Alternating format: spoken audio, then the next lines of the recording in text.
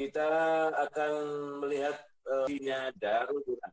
Juga ada selanjutnya tilawah yang akan disampaikan oleh M. Aksyal Gilangsah. Dan nanti pembicara pertama, keynote speaker, ada Ustadz Haji Tarmizi. Dilanjutkan dengan Pak Hari Prabowo. Dan selanjutnya Pak Jody. Nanti kawan-kawan ada kesempatan untuk berputar tema yang kita bicarakan sekarang ini. Jadi kita bicara tentang entrepreneur. Entrepreneur itu ciri khasnya adalah inovatif. Jadi entrepreneur dan pengusaha itu sangat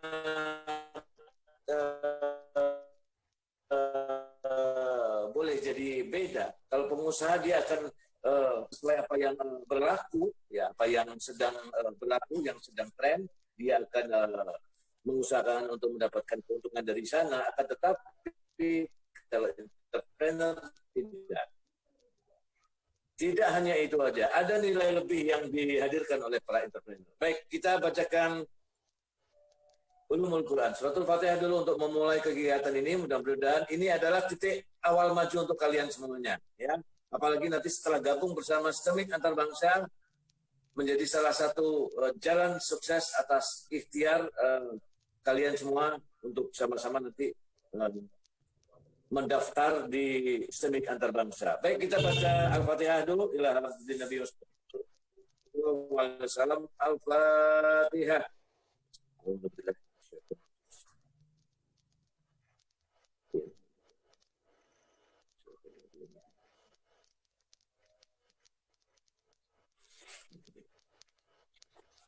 Baik, kita akan langsung melihat dan memperkenalkan seperti apa kampus IT-nya Darul Quran atau Sistemik Antarbangsa.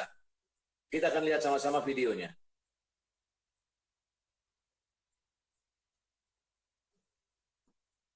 Videonya sudah ready? Assalamualaikum warahmatullahi wabarakatuh. Sistemik Antarbangsa merupakan kampus IT-nya Darul Quran. Salah satu tujuan dari Sistemik Antarbangsa adalah bagaimana lulusannya itu mempunyai jiwa Qurani, berkarakter dan berakhlak mulia. Di era ini, kebutuhan terhadap SDM sumber daya manusia yang berkarakter kuat, yang mempunyai keahlian sangat dibutuhkan di berbagai bidang, baik bidang usaha, bidang industri, dan bidang-bidang yang lainnya. Insya Allah, Sistemik Antarbangsa bersama dengan kampus-kampus lainnya, bersama dengan perguruan tinggi lainnya hadir untuk bagaimana bisa mengkader, bisa melahirkan lulusan yang berkarakter kuat, berjiwa Qurani, dan juga dibutuhkan oleh dunia usaha, industri, dan sebagainya.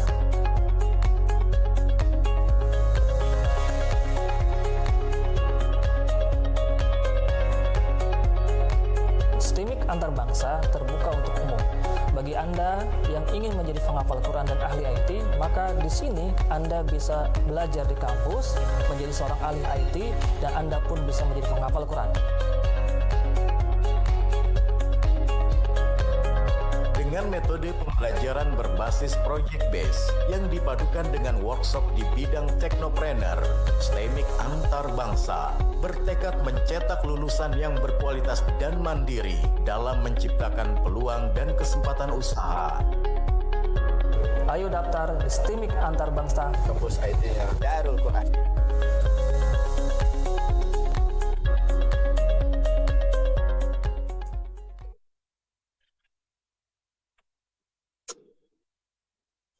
Ya, ada pepatah mengatakan tak kenal maka tak harus dulu. Perkenalan dulu ya. Setelah perkenalan Anda jadi tahu bagaimana Sistemik Antarbangsa itu menjadi pilihan untuk kalian sukses. Apalagi seperti sekarang ini ada guru-guru yang senantiasa berbagi ilmu kepada mahasiswa di Sistemik Antarbangsa. Ada Pak Prabowo, Pak Tarmizi, dan ada Mas Jody yang punya Waristik NC. Ya, baik, seperti yang sudah saya sampaikan tadi, kita akan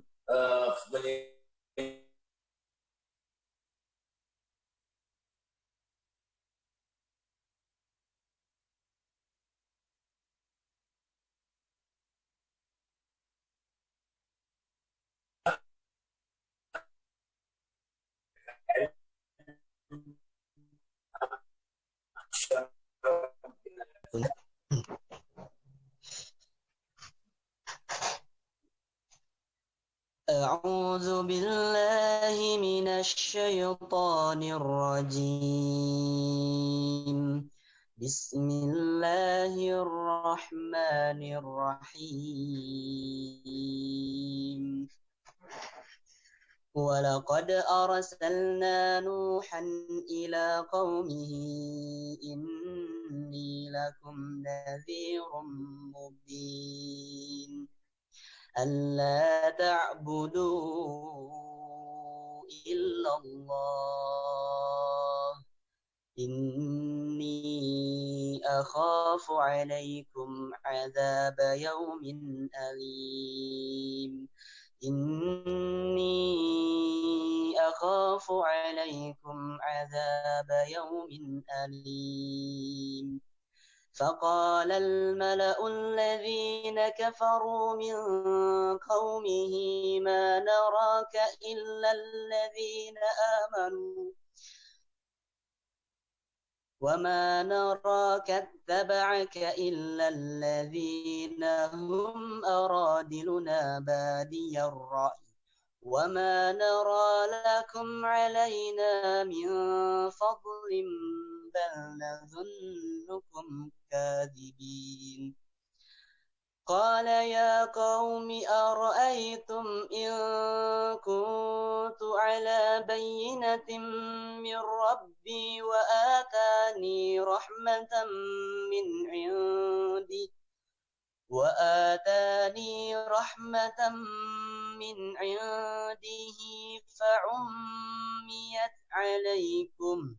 فأميت عليكم أنلزمكموها وأنتم لها كارهون ويا قوم لا أسألكم عليه مالا إن أجري إلا على الله وما أنا بطارد الذين آمنوا إنهم ملاقو ربهم ولكني أراكم قوما تجهلون ويا قوم من ينصرني من الله إن طردتهم أفلا تذكرون ولا أقول لكم عندي خزائن الله ولا أعلم الغيب ولا أقول إني ملك ولا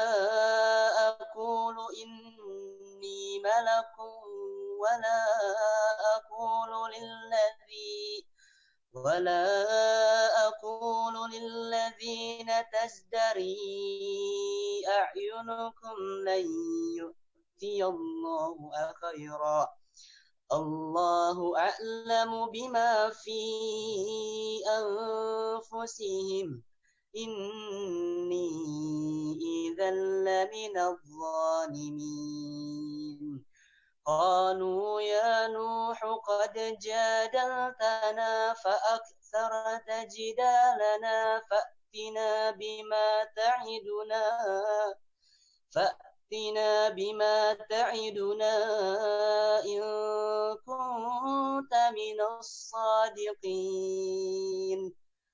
قال إنما يأتيكم به الله إن شاء وما أنتم بمعجزين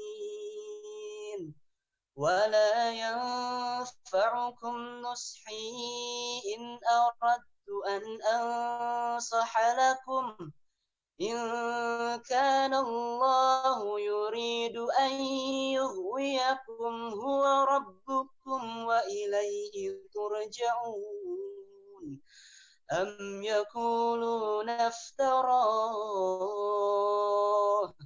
قل إن افتريته فعلي إجرامي وأنا بريء مما تجرمون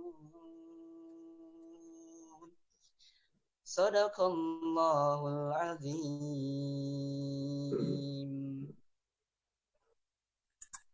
Alhamdulillahirrabbilalamin. Baru saja kita sama-sama mendengarkan secara baca daya suci Al-Quran yang disampaikan oleh Askar.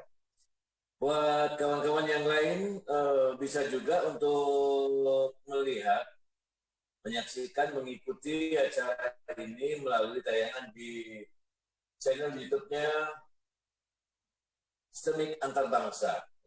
Cari aja STMIK Antarbangsa. Di sana ada ada live sekarang, live streaming melalui channel di STEMIK Antarbangsa.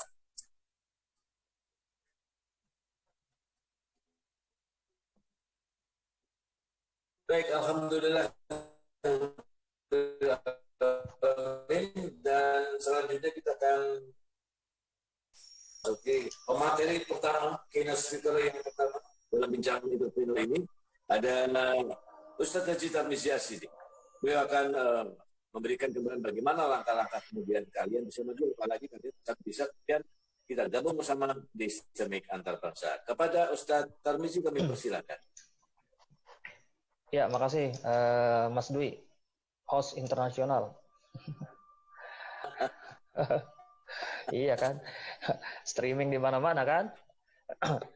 Ya, bismillahirrahmanirrahim. Assalamualaikum warahmatullahi wabarakatuh. Terjelas ya Mas Dwi ya? Cukup jelas banget. Alhamdulillahirrahmanirrahim. Asyhadu an la ilaha illallah Muhammadar Rasulullah ma ba'du. Pak Hari Prabowo, Direktur Utama Petren, dan Mas Jody Protoseno, Direktur Utama dan Owner dari Warweng Group, juga teman-teman dari STEMIK Antarbangsa.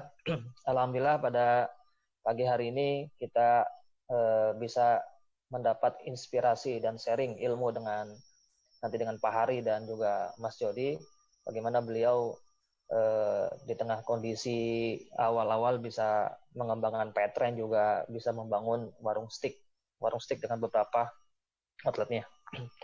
Saya hanya sedikit menginformasikan bahwa entrepreneur atau pembisnis itu sebenarnya profesi, sebenarnya usaha yang sudah dulu dijalankan, bahkan Rasulullah SAW itu sejak dulu sudah menjadi pedagang. Kalau adik-adik dan saudara semua misalnya pernah mendengar satu kisah sejarah bagaimana Rasulullah SAW pernah ikut berdagang ke kota Syam, yang waktu itu beliau ketemu dengan seorang pendeta yang akhirnya dibawa pulang sama pamannya karena si pendeta Yahudi itu melihat tanda-tanda kerasulannya Rasulullah SAW. Dan Rasulullah SAW dikenal sebagai seorang pedagang yang memang jujur sekali sejak awal. Dan salah satu kenapa Siti Khadijah, saya nggak ngomong Siti Aisyah nih karena lagunya lagi viral kan. Nah, Siti Khadijah, kenapa Siti Khadijah suka sekali dan meminang Rasulullah itu karena melihat bagaimana akhlaknya beliau pada saat berdagang. Setiap diberikan barang dagangan dari Siti Khadijah, itu dagangnya selalu habis. Dagangnya selalu habis dan jujur dan tidak pernah apa-apa, pokoknya habis saja. Dan kalau dibilang misalnya dibilang Rasulullah SAW itu pada saat melamar Khadijah itu kalau tidak salah dalam satu sejarah itu dia membawa sekitar 100 atau 500 unta merah sebagai pinangan. Kalau dihitung ya mungkin satu BMW lah. Satu unta merah itu mahal sekali. Tapi kalau itu terjadi kan nanti kalau jadi sunnah jadi repot juga. Makanya pada saat Siti Fatimah dilamar sama Ali dengan baju besi, maka mahar itu apa saja silakan selama akadnya senang maksudnya. Nah, selain Rasulullah SAW ada 10 sahabat yang dijanjikan Allah, yang dijanjikan Rasul Allah itu masuk surga. Itu dalam hadis yang diriwayatkan oleh Imam Tirmizi, 30 hadis ke 360-80 itu dari Abu Rahman bin Aufa. Beliau mengatakan bahwa Abi Bakrin fil jannah, Umar fil jannah, Utsman fil jannah, wa Ali fil jannah, wa Talha fil jannah, wa Zubair fil jannah, wa Abdurrahman Auf fil jannah, wa Sa'ad fil jannah, wa Sa'id fil jannati, wa Abu Ubaidah Haras fil jannah. Semua sahabat-sahabat ini yang disebutkan dalam hadis yang diriwayatkan Imam Tirmizi, semuanya itu masuk surga. Kalau Anda ketahui bahwa dari semua yang disebutkan, mereka adalah pengusaha. Mereka adalah pengusaha. Umar bin Khattab dikenal sebagai sahabat yang Abu Bakar. Misalnya kita bakar dari Abu Bakar dulu ya, Abu Bakar. Abu Bakar itu dikenal seorang saudagar dan pengusaha. Maka jangan heran hartanya beliau itu habis didakwahkan, dipergunakan untuk dakwahnya Rasulullah SAW. Kalau dengar cerita bagaimana Abu Bakar membebaskan Bilal bin Rabah dari budak, itu kan besar sekali biayanya. Abu Bakar adalah seorang pengusaha. Dia seorang pengusaha. Terus Umar juga demikian. Umar bin Khattab juga seorang pengusaha. Jadi bahkan beliau pada saat masih menjadi seorang khalifah itu berdagang. Maka pada saat Rasulullah SAW pernah Abu Musa al-Ansari pada saat diminta ke rumah Umar bin Khattab, apabila Anda mengetuk 3 kali di rumah Umar dan terus 3 kali tidak ada salam, maka hendaklah Anda pergi ke pasar. Di pasar Umar bin Khattab juga berdagang. Utsman bin Affan juga demikian, pedagang. Beliau semua pedagang, maka Utsman bin Affan pedagang. Ali bin Abi Thalib juga berdagang. Bahkan Ali pernah berkata, andai baju yang kau kenakan dibeli orang baju yang dikenakan mau dibeli sama orang, dia akan jual karena keuntungannya akan berlipat ganda. Tapi semuanya kembali pada saat dia berdagang, kembali semuanya bahwa bagaimana Utsman bin Affan, bagaimana Ali bin Abi Thalib, bagaimana Abu Bakar, semuanya itu pada saat ada keuntungan, kembali kepada Allah Subhanahu wa taala. Nah, yang luar biasa lagi Abdurrahman bin Auf. Ini kalau dalam cerita sedekah, Abdurrahman bin Auf itu bagaimana sedekahnya beliau yang sangat luar biasa.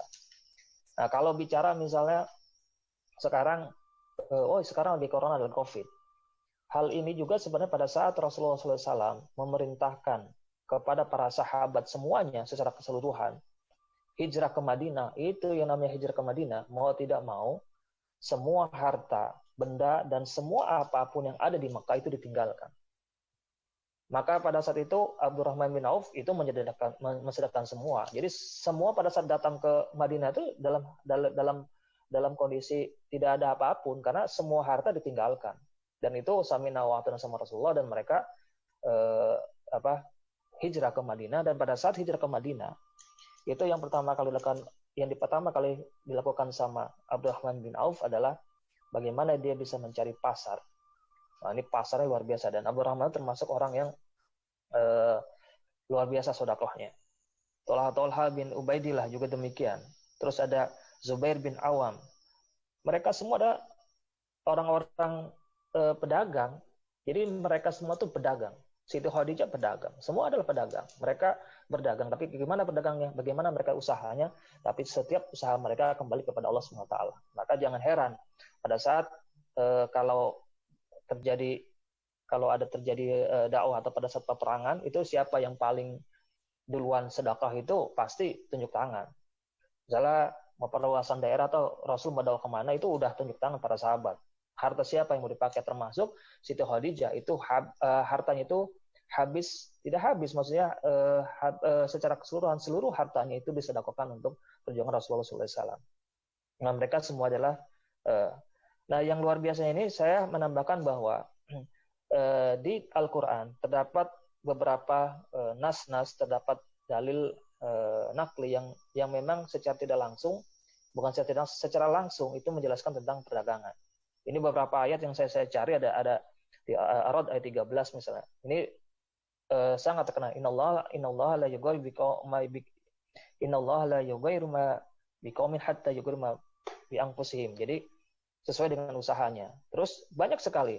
Sampai kalau kita ngelihat misalnya ada ayat yang memang menjelaskan Allah tidak menurunkan rezeki kepada manusia kecuali sesuai dengan kemampuannya. Yang tadi surat Ar-Ra'd ayat 11. Itu juga ada surat Yunus ayat 10 misalnya.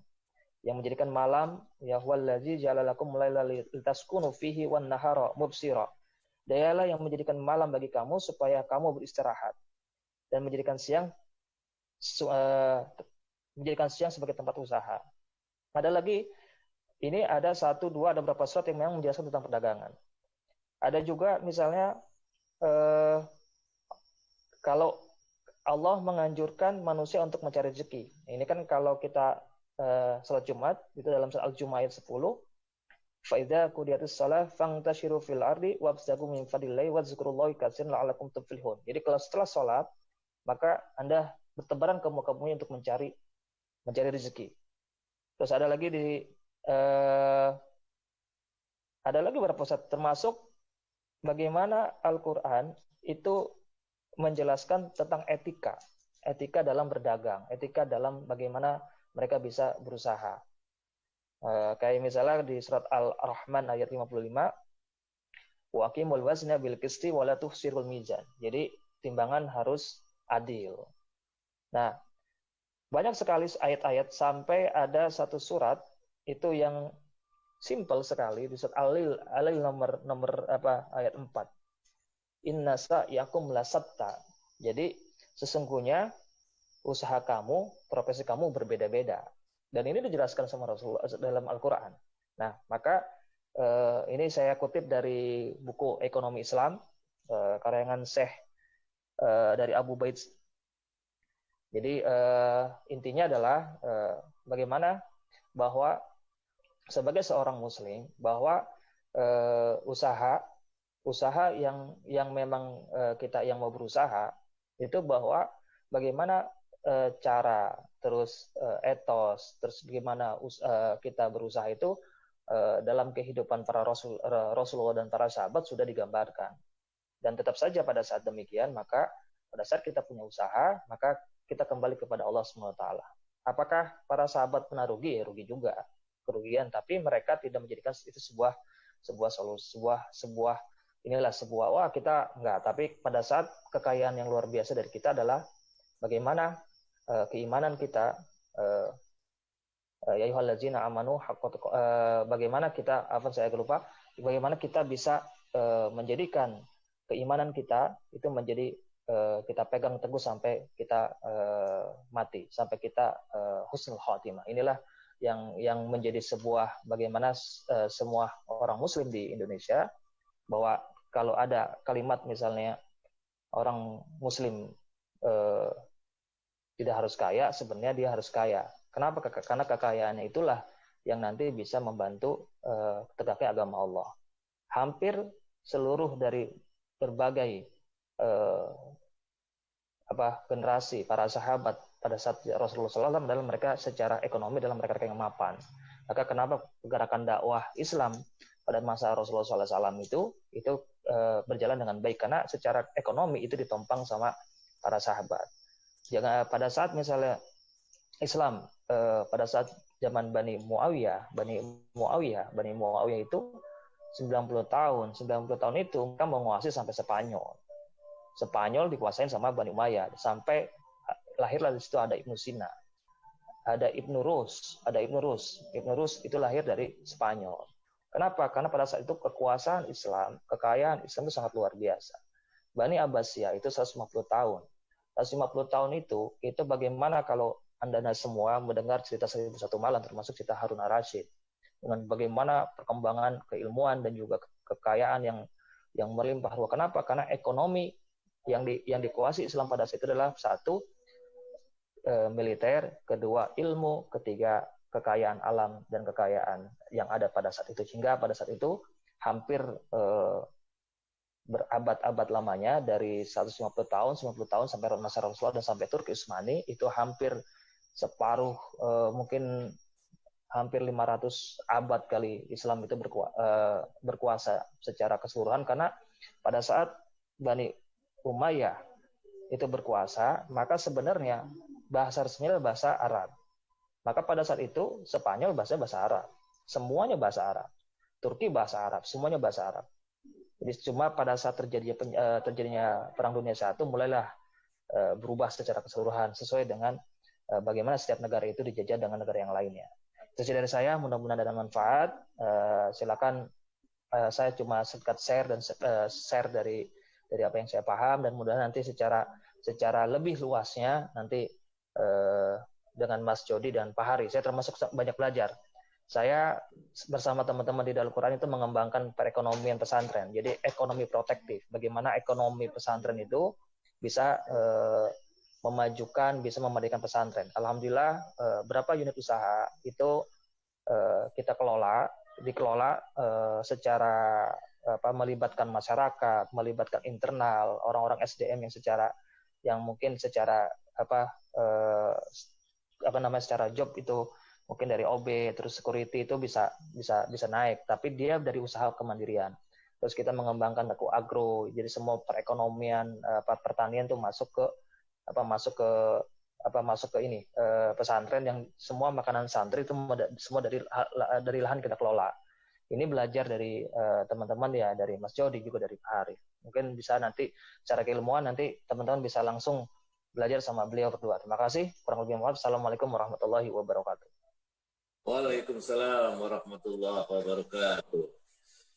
Terima kasih Ustadz Haji Tarmizi yang sudah memberikan gambaran, mengingatkan kepada kita semuanya bagaimana kemudian Rasulullah dan sahabat-sahabat Rasul pada zamannya menjadi pelaku usaha atau menjadi wirausahawan. Saya pengen tahu dulu nih, kawan-kawan yang lain coba angkat tangannya. Say hello sama saya, say hello dulu sama saya. Assalamualaikum. Semangat. Kepalkan tangan, saya mau sukses. Ayo dong, saya mau sukses. Sampaikan itu, saya mau sukses. Ya, dan inilah titiknya kalian berjalan di jalan untuk meraih kesuksesan. Ya, insya Allah. Hari ini kita sama-sama akan belajar dengan guru-guru yang luar biasa. Ya. Dan setelah Ustadz Haji Tarmizi menyampaikan bagaimana Rasulullah dan sahabatnya menjadi pelaku usaha, menjadi wirausahawan, dan bagaimana kemudian di Indonesia kita bisa belajar menjadi seorang entrepreneur, dan guru-guru kita luar biasa. Pak Hari Prabowo dan Mas Jody Brotosuseno adalah orang-orang yang bukan saja kemudian punya pengalaman secara akademik, akan tetapi juga sebagai pelaku usaha itu sendiri. Jadi ruhnya lebih dapat. Dan inilah yang kita inginkan sebetulnya, seperti itu. Seperti yang tadi disampaikan oleh Ustadz Haji Tarmizi tadi, bahwa beliau juga mengadopsi ilmu-ilmu dari guru-guru yang sekarang ini untuk mengembangkan kemandirian ekonomi pesantren. Ya, alhamdulillah, melalui ide-ide beliau, Daku Bisnis Nusantara kemudian jalan dan akan ekspansi ke luar. Dan jangan lupa, semua keuntungan yang diperoleh oleh Daku Bisnis Nusantara itu adalah untuk kemandirian ekonomi pesantren. Dan kalau kita terlalu lama menunggu Pak Hari, kayaknya nggak asik nih ya. Kita akan sama-sama mendengarkan sharing pengalaman mengelola Paytrend, Connecting Your Life, bersama Pak Hari Prabowo. Pak Hari, silakan Pak Hari. Semangat pagi. Pagi. Ya, assalamualaikum warahmatullahi wabarakatuh. Waalaikumsalam warahmatullahi wabarakatuh. Ya, seru juga nih MC internasional kita ya. Ya, jadi kalau bicara belajar, ya sebetulnya saling belajar. Ya, belajar dari mana aja. Saya juga belajar banyak dari Ustadz Tarmizi. Ya, kemudian dari Pak Dwi sendiri juga saya belajar tuh. Karena apa? Karena suaranya Pak Dwi bagus nih. Ya, dari Mas Jody juga, ya semua lah. Ya, saya mungkin malah lebih banyak belajarnya. Tentang Paytrend, ini saya coba ya, nggak panjang sih. Jadi awalnya kita tidak pernah terpikir sebetulnya. Kita tidak pernah terpikir bahwa kita akan bikin perusahaan seperti Paytrend. Tentu saja ini ada banyak hal yang kita alami. jatuh, bangun dan sebagainya. Ya. Tapi yang penting mau seperti apapun juga jangan lupa bangkit, ya, jangan lupa berdiri kalau mau jatuh.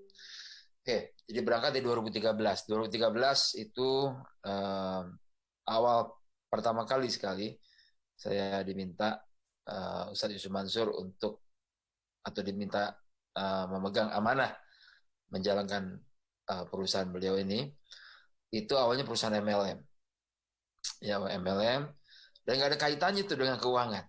Nggak ada kaitannya tuh dengan apa yang terjadi saat ini. Nah, ini menjadi pelajaran tersendiri buat kita semua bahwa kadang kita merencanakan, tapi Allah yang menentukan kita mau jadi apa. Yang penting bergerak terus, maju terus, jalan terus. Ya. Nah, pada saat awal perusahaan MLM, itu pun MLM produk kesehatan. Ya, produk kesehatan. Saya ingat sekali itu kesehatan. Kemudian juga di saat awal juga izin-izin belum lengkap, ya, legalitasnya juga masih berbeda-beda dan sebagainya. Ini juga kenapa saya sampaikan ini ada banyak orang berpikir bahwa ini mungkin karena sudah pada pinter-pinter semuanya atau karena sudah ikut aturan semuanya makanya perusahaan ada. Nah ini saya ceritakan karena untuk bisa memotivasi teman-teman yang baru mau belajar sebenarnya bahwa pada saat kita memulai itu belum tentu kita mesti ikut aturan, belum tentu. Ya, poin terpentingnya seperti yang Ustadz Yusuf Mansur ajarkan adalah jalan dulu, mulai dulu. Ya, berikutnya yang penting niat. Bahwa niatnya ini adalah untuk kepentingan orang banyak, untuk kebaikan dan sebagainya. Urusan lain-lainnya belakangan. Itu di awal ya, di awal. Ya, seiring berjalannya waktu di 2013 juga kita melihat waktu itu mengalami sekilas selintas bahwa kelihatannya akan lebih menarik gitu kalau kita ciptakan kemudahan buat masyarakat, minimal buat di antara member MLM waktu itu ya, di antara member supaya ada kemudahan seperti misalnya bisa transfer antar member, kemudian bisa bayar-bayar dan sebagainya. Jadi cerita bayar-bayar dari dulu ada nih, ya, sehingga kita mulailah di 2013 bulan Agustus itu berubah dari yang tadinya bicara produk kesehatan, mulai kita bicara aplikasi. Ya, nah ini menarik. Pada saat kita bilang ini aplikasi, sebetulnya pada saat itu kita belum siap apapun, belum siap apapun. Modalnya cuma semangat aja, semangat dan keyakinan bahwa ini bisa diterima. Yang kita lakukan adalah fitur aplikasi tapi menggunakan SMS. Ya. Jadi SMS dulu begitu luar biasa. Hari ini masih ada juga yang pakai SMS tapi di bawah 300 lah, di bawah 300 orang. Ya, dari sekitar 2,7 juta pengguna ini hanya sekitar 300 yang pakai SMS. Nah, sama dengan perusahaan-perusahaan startup mungkin ya. Agak beda nih startup versi dulu kita sama startup yang sekarang. Kalau startup yang sekarang tuh udah jauh lebih banyak fasilitas, ya, baik dari pemerintah, dari swasta dan sebagainya, sehingga model startupnya bisa lebih bagus dan lebih mudah lah daripada masa lalu. Kalau dulu kita memang betul-betul meraba dan sebagainya, ya, dan terjadilah lonjakan animo dari masyarakat tentang aplikasi bayar-bayar walaupun pakai SMS. Ya, ini luar biasa dan di 2014 kita mengalami kebanjiran pemakai. Alhamdulillah nih yang mengakibatkan sistem itu kalau sekarang kerennya istilah corona ini lockdown. Ya, sistem berhenti ya, sampai nggak bisa jalan. Ya, dalam kondisi itu kita baru nyadar nih bahwa ternyata apa yang kita mau jalankan ini atau kita jalankan sekarang ini itu menurut animo luar biasa dan kita tidak melakukan dengan persiapan yang cukup. Bukan nggak cukup sih, tepatnya tidak mengetahui, nggak tahu. Ya, seiring dengan jalannya waktu kita banyak belajar ya sampai kita ditegur oleh Bank Indonesia dan sebagainya. Terus kita baru tahu tuh bahwa apa yang kita jalankan itu adalah namanya imani, ya. Tapi pada saat kita tahu bahwa itu imani, ini bisnis sudah jalan. Ya, jadi eh, jalan karena nggak tahu. Ya, kalau kita flashback kembali, mungkin kalau misalnya kita mesti tahu dulu, ya, kemudian siapkan dulu, mungkin nggak jalan tuh, karena ada banyak ketakutan, takut itu, takut ini dan sebagainya, banyak aturan sebagainya. Nah dulu kita nggak, kita jalan begitu aja, dan alhamdulillah tengah jalan kita ditegur, ya, kemudian terjadi ada kesalahan dan sebagainya. Itulah yang membuat kita makin belajar, ya, dan sampai akhirnya kita mendapatkan terus beruntun izin ke izin, ya, dari legalitas sampai dengan hari ini. Jadi izin imani kita keluar beberapa tahun kemudian. Jadi 2013 berarti sekitar 2017, berarti hampir 4 tahun ya baru keluar izin. Nah, bukan berarti kita jalan setelah ada izin. Dari sebelumnya juga sudah jalan. Dan ini menariknya adalah kita baru tahu tuh, ya, pertama tadi bahwa dulu namanya bukan Paytren di awal, ya, namanya dulu VPay kalau nggak salah, ya, VPay. Namanya VPay, Virtual Payment singkatannya itu. Nah, kenapa berganti ke Paytren? Karena kita nggak tahu juga tuh waktu itu kalau nama VPay itu sudah dimiliki oleh perusahaan lain. Jadi otomatis kita merubah namanya, belajar dari situ, kita cari nama tuh. Cari nama yang nggak boleh sama dengan perusahaan yang sudah ada. Nah, ada begitu banyak nama yang yang P-nya di belakang, apa P. Ya, dulu sempat kita pikir tren Pay. Ya, tren. Maksudnya tren tuh mode, ya, perkembangan Pay. Tapi pikir-pikir yang namanya Pay di belakang ada banyak. Kita balik tuh jadi Paytren. Ternyata di dunia cuma ada satu, yaitu PayPal. Ya, dan kita yang kedua, Paytren. Nah, kemudian sebelum jalan, pengalaman dari masa lalu, kita patenkan Paytren ini namanya, baik di Indonesia maupun internasional. Ya, pengalaman lah, ya. Nah, dulu istilahnya kita close loop, ya, di mana sistem pembayaran itu hanya berlaku di antara kita. Orang mesti menjadi anggota dulu untuk bisa menggunakan aplikasi ini. Itu namanya close loop. Karena kalau open loop itu kita mesti melalui banyak step sekali yang kita ketahui memang cukup rumit dan sebagainya, yang akhirnya kita bisa lewati. Dan alhamdulillah kita menjadi perusahaan, akhirnya kita menjadi perusahaan jasa sistem pembayaran yang berafiliasi atau yang berinduk ke aturan Bank Indonesia. Nah, ini cukup membanggakan nih bagi kita. Kenapa? Karena satu, ada darah Ustadz di sana, darah pesantren yang mengalir di sana. Yang kedua, ini lokal, 100%.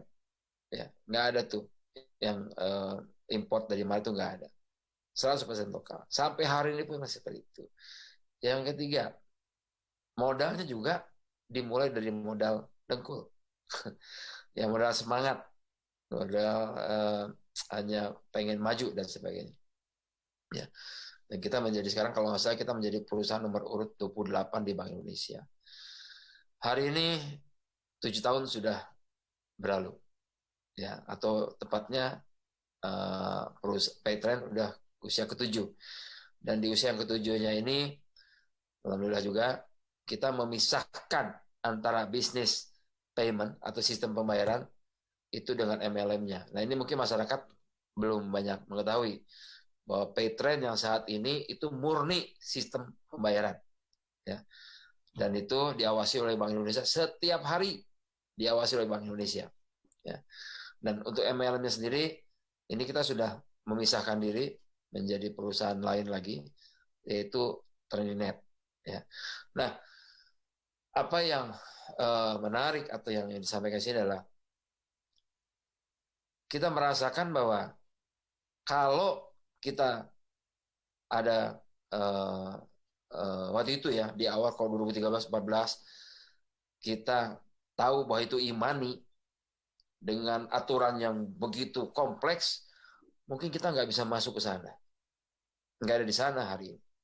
Karena begitu lihat aturannya aja, kita udah mundur pasti. Nggak ada pengalaman dari kita satupun untuk itu. Nah, tapi karena kita berjalan atas dasar bahwa ini kan buat kemudahan, ini buat itu. Ya kita buka, kita buat dan sebagainya. Ya jalan aja begitu. Ya. Nah, begitu sudah jadi, baru tahu tuh bahwa itu iman. Nah, begitu tahu begitu, kita udah nggak bisa mundur lagi tuh. Udah nggak bisa mundur. Akhirnya mau tidak mau, suka tidak suka, belajar. Semua belajar tentang iman. Sampai akhirnya izin keluar. Nah, di situ kita baru tahu bahwa kita ada perusahaan imani yang pertama sebetulnya, ya, yang masuk kategori imani syariah waktu itu. Ya, karena kita ada banyaklah yang memberi masukan dan sebagainya. Menarik sih. Nah, ini menjadi motivasi bagi kawan-kawan. Kenapa imani ini menjadi kebanggaan buat kita, dan kita harap ini menjadi kebanggaan buat umat, kebanggaan buat bangsa Indonesia, karena nggak banyak perusahaan yang dapat izin. Kalau saya hanya 10 perusahaan di Indonesia ini ya yang punya izin imani. Ini hampir sama dengan bank.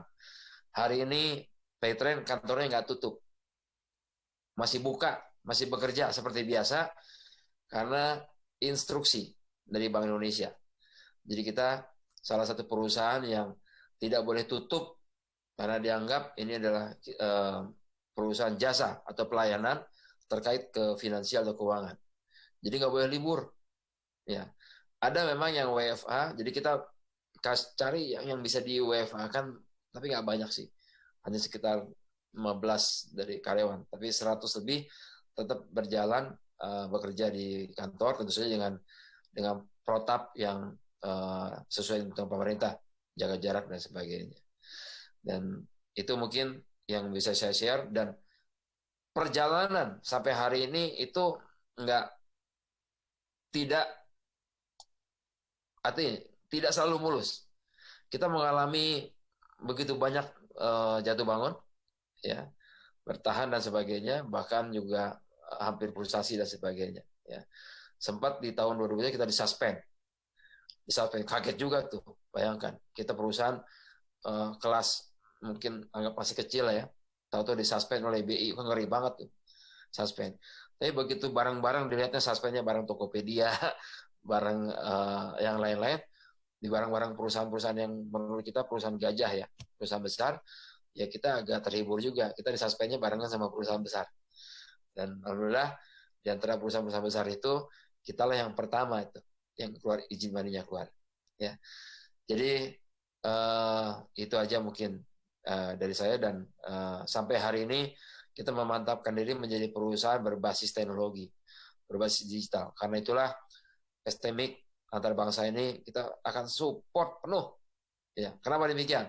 Selama perjalanannya selama 7 tahun ini kita kesulitan mendapatkan SDM lokal yang mempunyai kemampuan mencukupi untuk bisa membantu kita di Paytrend. Mungkin itu dari saya, mungkin lebih banyak kalau misalnya tanya jawab dan sebagainya. Begitu mungkin Ustaz Tarmizi dan juga kawan-kawan termasuk MC internasional kita.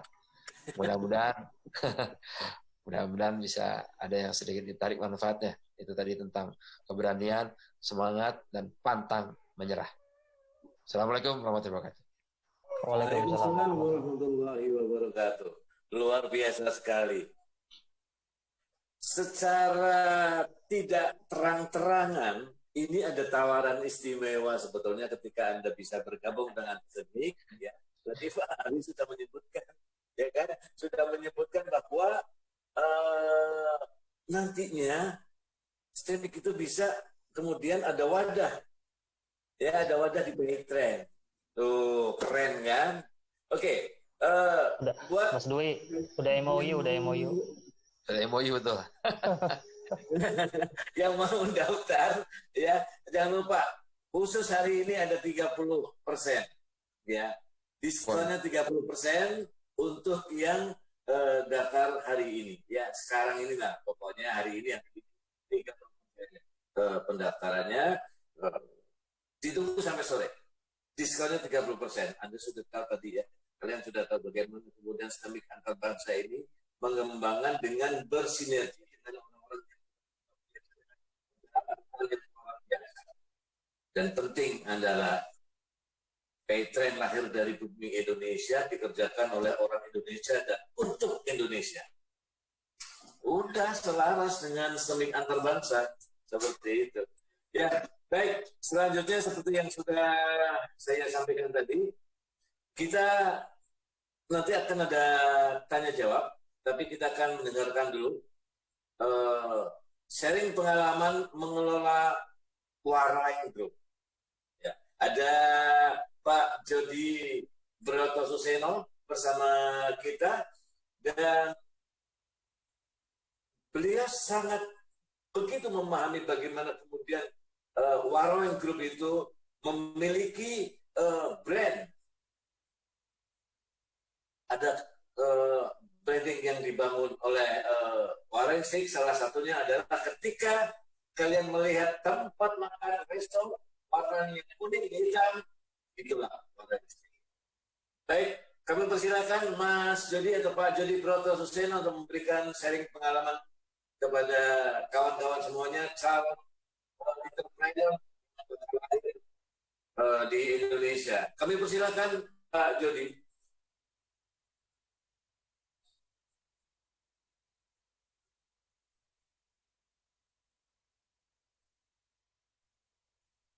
Assalamualaikum warahmatullahi wabarakatuh. Alhamdulillahirabbil alamin. Allahumma sholli ala sayyidina Muhammad wa ala sayyidina Muhammad. Pagi ini saya akan cerita gimana mengelola Warai Group, dan alhamdulillah kalau di di surat undangannya tertulis saya sebagai direktur utama. Tapi dari awal saya itu owner, kemudian founder juga. Kemudian sempat keluar dari Waroeng sebagai direktur utama gitu nyebutnya ya, tapi dulu nggak ada istilah-istilah organisasi seperti itu. Saya keluar, kemudian saya mengelola rumah Tafid, sampai kemudian ketika saya mengelola rumah Tafid banyak pelajaran yang bisa saya ambil dari rumah Tafid sampai jadi pesantren sahabatku. Kemudian saya masuk lagi ke Waroeng Group, jadi pas saya sebagai direktur utama atau presiden direktur di Waroeng Group. Alhamdulillah, selamat pagi teman-teman semua, mahasiswa, mahasiswi Stemik Antar Bangsa dan teman-teman yang lain yang mengikuti acara pada pagi hari ini. Waroeng Steak and Shake pertama kali didirikan itu tahun 2000. Tahun 2000 dengan 2 karyawan, dengan modal sepeda motor yang saya jual laku 8,5 juta, kemudian saya sewa satu rumah kecil RSS gitu kira-kira 135 meter persegi di Yogyakarta. Itu bukan di jalan utama ya, di jalan masuk gang gitu ya. Kalau di jalan utama harganya nggak bisa harga 7 juta. Jadi saya sewa 7 juta itu cuma dapat 1 tahun. Kemudian sisanya yang 1,5 juta, kan tadi motor 8,5 juta, yang 1,5 juta buat beli sepeda motor tua Binter Mercy gitu, yang saya pakai buat operasional di Waroeng Steak and Shake. Itu awalnya. Jadi kalau teman-teman semua di sini mikirnya, wah usaha seperti Waroeng Group itu butuh modal yang besar, keliru teman-teman. Tahun 2000 itu saya mulai benar-benar saya jual sepeda motor saya. Nanti next di acara yang lain kalau saya harus cerita sepeda motor itu dapatnya dari mana, insya Allah lah di waktu yang lain. Tapi saya akan ngelola, fokus dengan tema kita mengelola Waroeng Steak and Shake. Tahun 2000 kemudian jual sepeda motor, dapat rumah RSS itu saya buka gitu aja dengan konsep yang sederhana, karena pada saat itu saya mikirnya belum ada stick yang harganya murah di Jogja. Nah, saya pada saat itu mahasiswa di Atmajaya, kemudian saya mikir kok nggak ada ya stick yang murah yang harganya bersahabat, harganya mahasiswa. Nah, kemudian mulailah saya sama istri saya itu nyoba-nyoba menu, ngeracik menu, nyari-nyari resep di toko buku.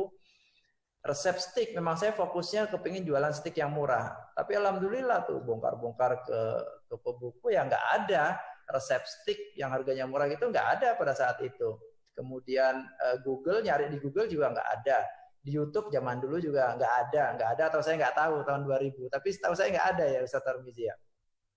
Benar-benar nggak ada. Jadi saya tuh harus apa ya, nyari-nyari sendiri, kemudian belajar lagi sampai kemudian ketemunya itu gini, ketemunya simple. Ketika saya zaman tahun 2000 itu yang lagi ngetop, lagi ngetren itu fried chicken. Nah, saya belajar banyak tuh dari fried chicken. Di Jogja ada Jogja Chicken, kemudian ada yang produk-produk yang internasional, ada KFC, ada McD, itu zaman dulu udah booming. Lah, mulailah saya pelajarin, ini konsepnya keren nih. KFC fried chicken itu kan konsepnya keren. Sebenarnya kenapa dia bisa jual dengan harga murah? Ya karena memang dagingnya itu nggak terlalu besar. Yang besar itu apanya coba? Tepungnya. Nah, benar. Yang besar itu tepungnya, pembungkusnya yang besar. Dagingnya nggak perlu gede-gede, tapi tepungnya yang besar. Ini sebenarnya rahasia perusahaan, nggak boleh dibocorin. Tapi ya memang orang Indonesia itu paling suka sama tepung. Ya, jadi kenapa Ustaz Tarmizi jualan roti daku itu laku benar? Ya memang karena orang Indonesia senangnya sama tepung. Nah, kenapa Indomie itu laku keras? Ya enggak nih, kayak gini kan orang dikit-dikit Indomie makan Indomie karena memang tepung. Jadi semua yang berbahan tepung itu orang Indonesia itu paling suka. Nah, karena itu wah ini mulai ketemu nih saya konsepnya, berarti supaya bisa jualan stick yang harganya murah, ya kita combine, kita mix sama tepung. Nah, akhirnya mulai lagi cari ke toko buku resep nih gimana caranya bikin fried chicken. Ketemu akhirnya cari-cari coba-coba sama istri saya sampai akhirnya ketemu. Wah, ini udah bisa nih. Jualan stick bisa ngembang dagingnya, bisa ngembang ayamnya pakai tepung. Kemudian tinggal belajar sausnya. Sausnya gimana? Wah, nyoba lagi eksperimen sampai kemudian ketemu. Singkat cerita, tahun 2000 kemudian resepnya udah ketemu. Saya yang bukan basicnya dari chef, istri saya juga nggak ada basicnya dari chef juga. Modalnya pas-pasan, kita bisa buka warung stick and shake. Kemudian saya kuliahnya arsitek, jadi dikit-dikit bisa gambar, bisa apa termasuk karikatur di belakang ini. Nah ini warung stick and shake namanya begitu saya dulu. Kemudian desainnya saya minta tolong desainer, tapi saya tetap yang arahin saya. Karena ini penting nih teman-teman, ketika mau usaha itu mulailah panjang. Jangka pendek boleh nggak ya? Kalau saat seperti ini kita pasti mikirnya jangka pendek dulu ya, karena kan beda nih. Tapi ketika kita mikirnya jangka panjang, berarti kita harus bikin brand. Nah, karena itu saya yang tahun 2000 itu udah kepikiran gimana caranya bikin brand. Ya udah namanya yang simple aja supaya berkesan murah. Stick itu kan semua mahal. Supaya kesannya murah, mahasiswa-mahasiswi nggak takut makan ke stick saya. Kemudian saya kasih nama Waroeng. Bukan warung, tapi Waroeng. Karena kalau warung itu terlalu biasa, Waroeng. Supaya nanti O-nya tuh bisa diolah. Nanti teman-teman kapan dah kalau belajar sama saya di gimana saya membangun brand Waroeng Stick and Shake, saya akan cerita tuh gimana cara desainnya segala macam lah. Nanti next kapan-kapan saya kalau udah mulai bisa selesai pandemi, saya tak ikut ngajar di STIMIK. Boleh ya Ustaz Tarmizi ya? Nah, siap, boleh. Diterima. Nah, jadi gitu. Kemudian bayangan saya, Waroeng harus secara harga, sudah harganya mahasiswa. Kemudian secara brand namanya Waroeng. Insya Allah mahasiswa nggak takut tuh masuk ke dalam Waroeng. Kemudian secara produk, nggak malu-maluin nih. Produknya kalau cuma stick crispy aja kayaknya kurang oke nih. Makanya kemudian saya belajar bikin milkshake. Bikin milkshake tuh gampang. Adik-adik saya semua ya gampang bikin milkshake. Cari aja di YouTube cara bikin milkshake. Ada semua. Saya udah pernah ajarin cara bikin milkshake. Jadi usaha itu nggak ada yang susah. Kalau teman-teman pikirannya, wah usaha itu susah segala macam. Enggak, gampang. Saya yang bukan chef, yang nggak punya modal, bisa bikin kok. Apalagi teman-teman, kelihatannya ini kalau di sini pada punya motor semua, nih. Mobil juga punya. Nih. Bisa, udah bangun aja, nggak ada yang susah kok. Nah, alhamdulillah, tahun 2000 jadilah Waroeng Stick and Shake dengan karyawan 2 orang. Saya ikut kerja, istri saya ikut bantuin juga. Kalau anak saya sih juga udah tidur, istri saya bantuin kerja juga. Karena stick itu kan ramenya kalau udah mulai habis maghrib gitu ya, malam anak-anak pada nongkrong. Nah, itu mulai rame itu. Nah, awal itu ketika membangun brand, itu saya udah kepikiran tuh gimana caranya ya orang supaya benar-benar kenal sama brand Waroeng Stick and Shake. Makanya botol saus tomat saus sambal yang di meja aja stikernya itu saya copot. Enggak ada tuh stiker ABC, saya ganti Waroeng Stick and Shake saus sambal. Semuanya itu Waroeng Stick and Shake. Kemudian di depan warnanya, kalau teman-teman tahu warna ciri khas Waroeng Stick and Shake itu hitam kuning. Jadi hitam kuning itu semua dari dapur sampai ke tempat makan, sampai ke depan, sampai promo-promo semua warnanya hitam kuning. Tujuannya apa? Supaya mahasiswa-mahasiswa lebih gampang, lebih cepat cepat kenalnya, supaya brand warung Stick and Stick ini lebih gampang dikenal. Sampai seragam saya udah bikinin semua karyawan, walaupun cuma 2 orang, saya sama istri saya berarti berempat, itu semuanya pakai seragam. Seragamnya udah kuning hitam, jadi udah bener-bener nggak kayak usaha main-main, bener-bener udah walaupun cuma pas-pasan modalnya, tapi udah kelihatan profesionalitas gitu loh, udah nggak main-main, kelihatan beneran gitu loh. Nah ini penting nih. Nah termasuk juga kita nih harus pede sama produk kita. Memang di awal-awal dulu saya produk tuh berubah-ubah tuh saat kayak misalnya stick sirloin chickennya itu selama 6 bulan itu saya bongkar-bongkar terus. Kemudian kalau ada pelanggan yang makan nggak habis, saya bawa ke belakang, kok nggak habis, saya cobain, ternyata kurang asin, lupa ngasih garam atau garamnya kurang, tambahin lagi. Ya begitu tuh, jadi trial and error tuh terus selama 6 bulan. Dan saya pede banget tuh bilang, insya Allah warung Stick and Stick ini bisa besar. Tetangga sekitar pada bilang, nggak laku mas jualan stick harganya 3.500. Kalau saya jualan roti bakar aja 1.500 berat. Sebelah saya gitu, jualan roti bakar, jualan nasi goreng, saya jualan nasi goreng 3.000 aja berat. Saya 3.500 loh zaman dulu. Zaman dulu tuh 3.500 tuh udah mahal. Kalau sekarang wah murah banget, ada stick harganya 3.500. Tapi saya sebagai owner saya pede. Bismillah warung Stick and Stick ini bisa besar, bisa Indonesia, bisa mendunia. Saya udah punya keyakinan zaman dulu udah kayak gitu. Ini keyakinan ini penting, teman-teman awal nih harus punya keyakinan yang kuat. Tapi benar Ustadz Yusuf Mansur, pertama itu teman-teman harus punya itu impian. Tanpa teman-teman punya impian yang kuat, impian yang besar, teman-teman nggak akan semangat tuh. Ketika membangun usaha, paling cuma gitu aja.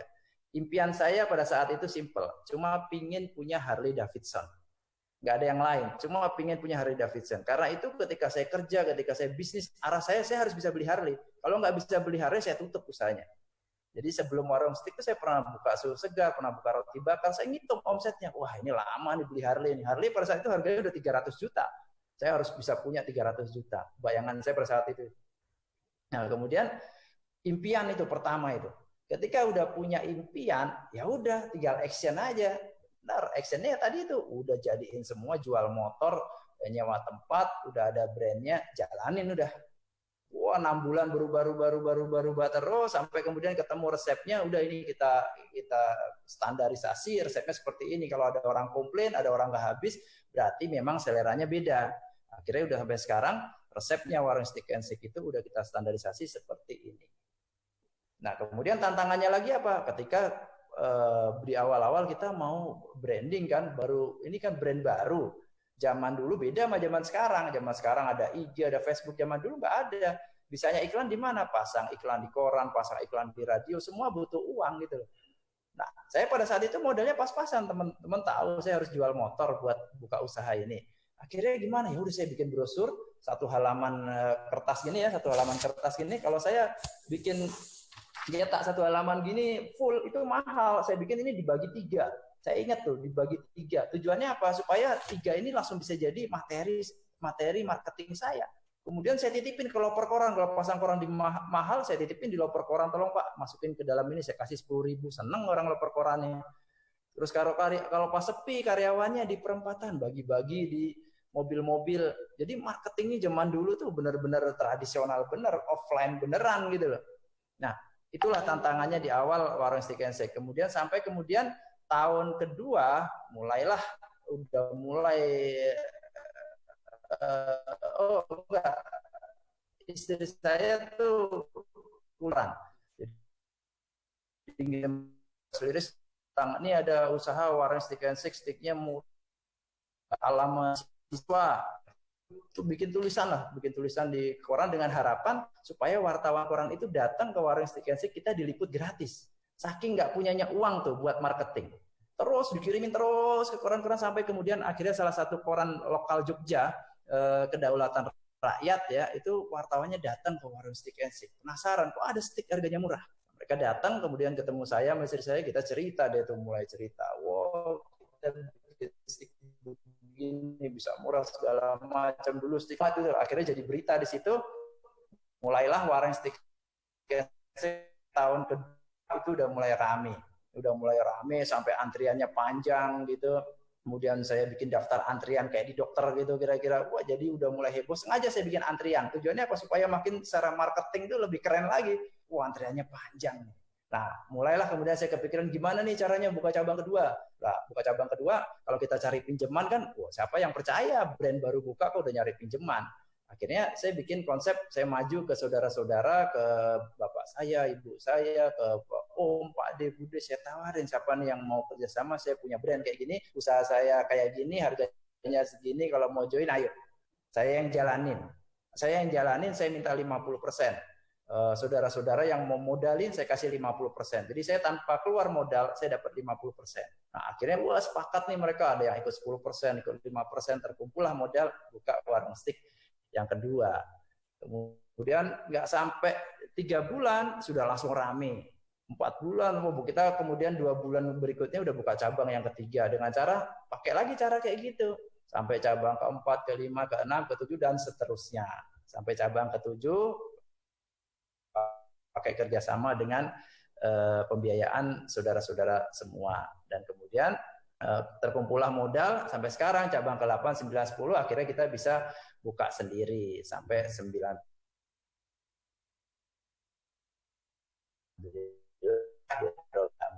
Ya insya Allah nanti kalau ada yang mau tanya-tanya silakan. Ini saya sekilas saja mengelola warung steak and steak itu ya.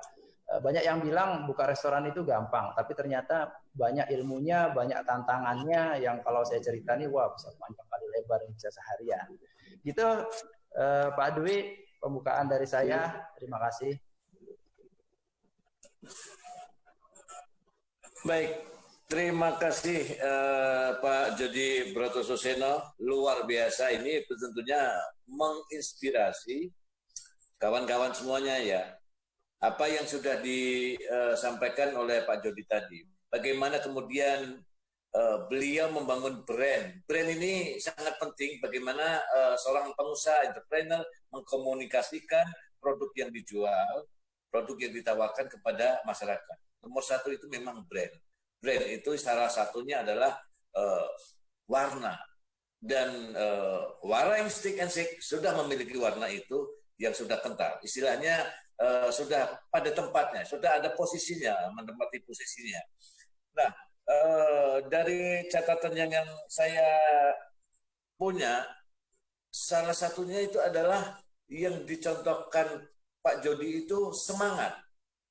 Semangatnya harus kuat, ikhtiarnya harus kuat, dan yang terpenting juga adalah kepercayaan.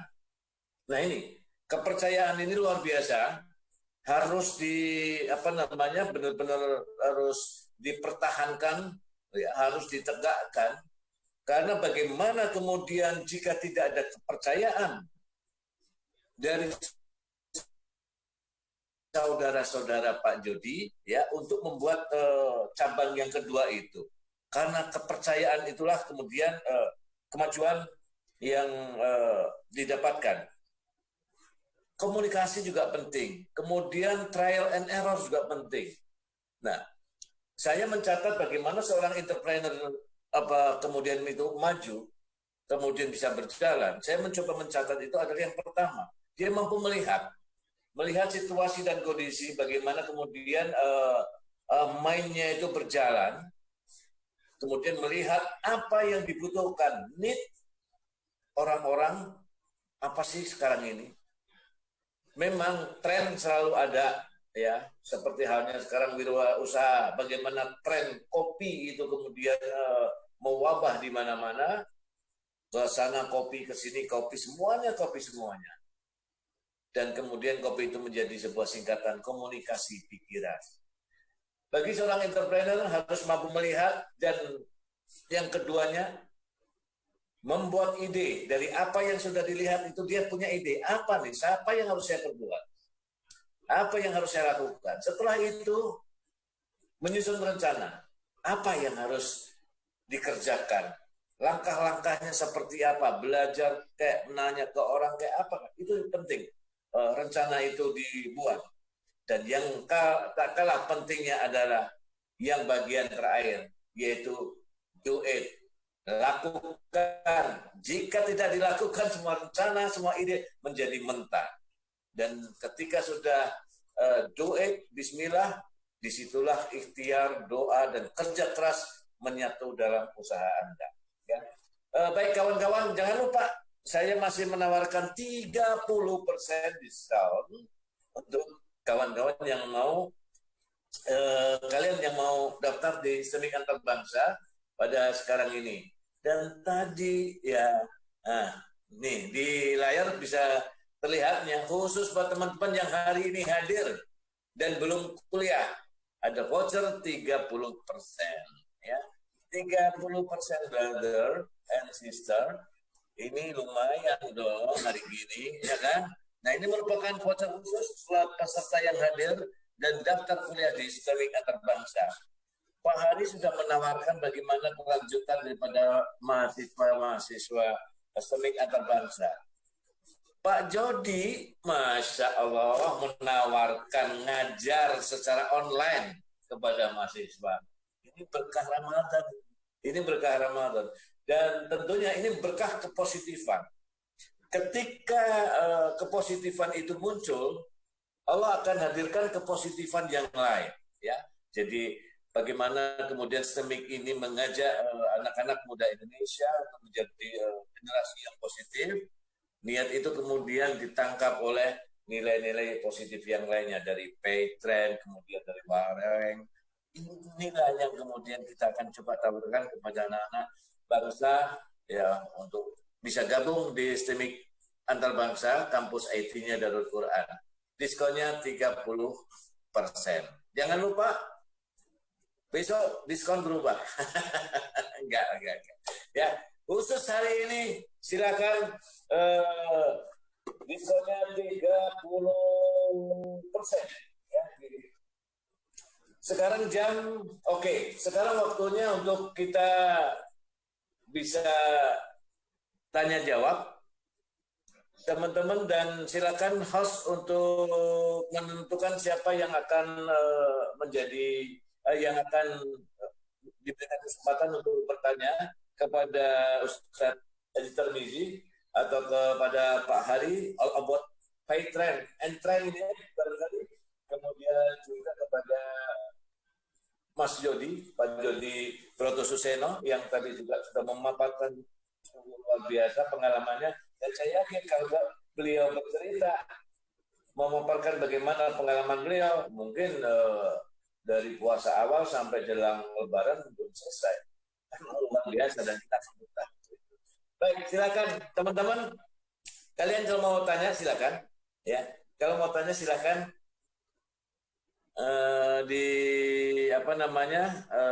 Langsung acungkan tangan juga boleh, dan jangan lupa sebutkan dari mana.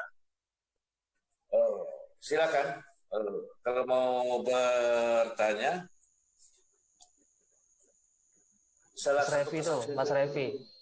Ya, silakan. Mas Revi, silakan Mas Revi. Mas Revi, silakan. Revi Karisma. Pak Revi Karisma. Pak Revi.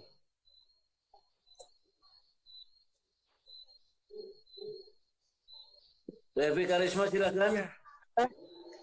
Iya mau tanya, ini kan saya udah daftar, terus nanti diskonnya itu gimana? 30%.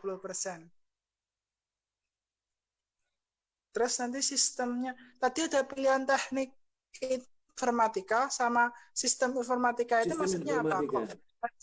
Pilihan kok nggak bisa dipilih bersamaan? Oke, ini pertanyaan akademis ya, yang dengan jurusan. Mungkin dari kawan-kawan STEMIK ada yang bisa jawab? Iya gini, Pak Revi, saya bantu jawab.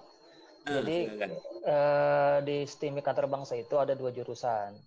Ada sistem informatika sama teknik informatika. Jadi sama seperti di beberapa kampus lainnya, harus dipilih satu. Salah satu harus dipilih.